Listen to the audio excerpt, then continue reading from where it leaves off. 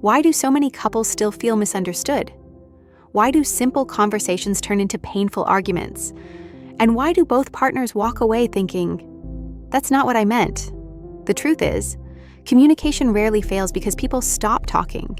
It fails because of a few small mistakes almost every couple makes without realizing it. And over time, those small mistakes slowly create distance between two people who genuinely love each other. Let's understand what they are. In many relationships, disappointments don't begin with arguments. They begin with expectations that were never spoken out loud.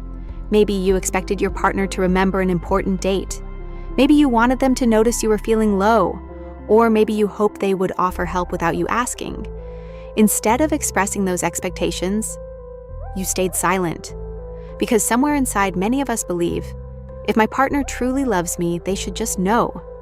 But love doesn't make your partner a mind reader. Your partner can only respond to what you communicate, not to what you silently expect. So when those expectations aren't met, it feels like your partner doesn't care, when in reality, they may not even know there was an expectation to begin with. And when disappointment enters the relationship, the next mistake quietly follows. When communication is missing, assumptions take its place. Imagine your partner comes home unusually quiet. Instead of asking, "Is everything okay?" your mind immediately starts creating a story. "He's changed. He's not the same person who used to get excited to see me. Maybe he's losing interest in this relationship." The problem is none of those thoughts came from your partner. They came from the story your mind created before your partner even had a chance to explain. And once you believe that story, you stop responding to what actually happened. You start responding to what you think it means. Maybe your partner was simply exhausted after a difficult day. Maybe something happened at work. Maybe they just needed a little quiet. But because you reacted to your assumptions instead of the truth, a misunderstanding was created before the conversation even began. And once assumptions become stronger than curiosity, listening becomes much harder.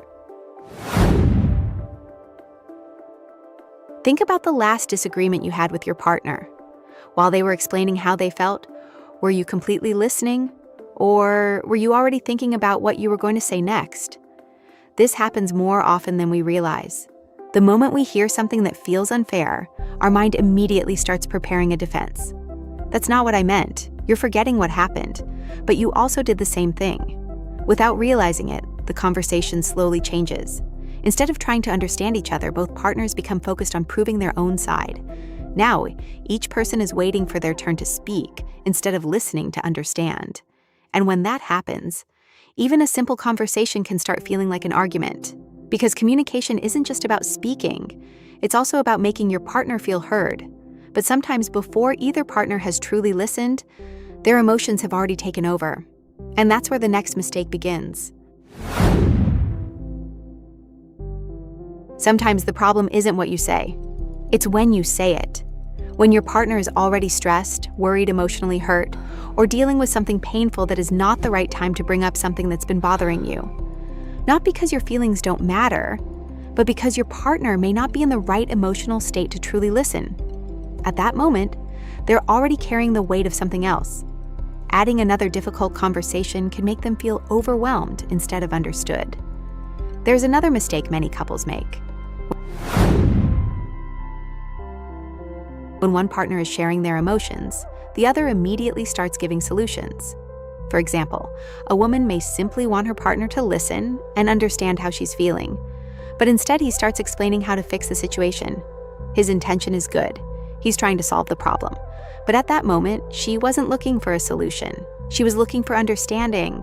Sometimes your partner doesn't need answers. They just need to feel heard first. The conversation will always go better when both partners are emotionally ready for it.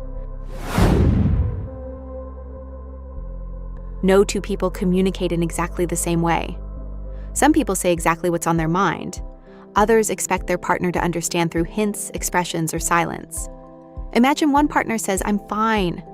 What they actually mean is, "Please ask me what's wrong," but the other partner hears, "Everything is okay." Later one says, "I told you something was wrong." The other replies, "No, you didn't." And both genuinely believe they're right. The problem isn't that either partner is lying. They're simply speaking different emotional languages.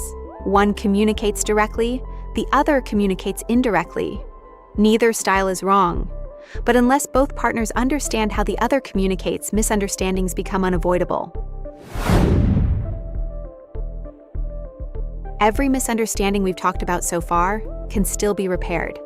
But one thing often stops that from happening: ego.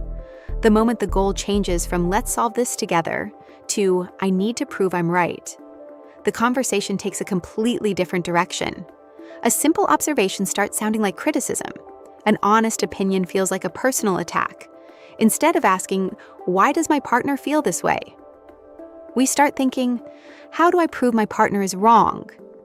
And once that happens, the relationship stops growing, because every conversation becomes a competition instead of a chance to understand each other. The strongest couples aren't the ones who never disagree. They're the ones who remember that their partner is not their opponent. The problem is, the next time you and your partner have a misunderstanding, don't focus only on finding the right words. Take a moment and ask yourself, am I trying to understand my partner, or am I only trying to make my partner understand me? Because communication isn't just about speaking. It's about two people choosing to understand each other. And sometimes that one choice is enough to change the entire conversation. If you found this video helpful, don't forget to like and subscribe.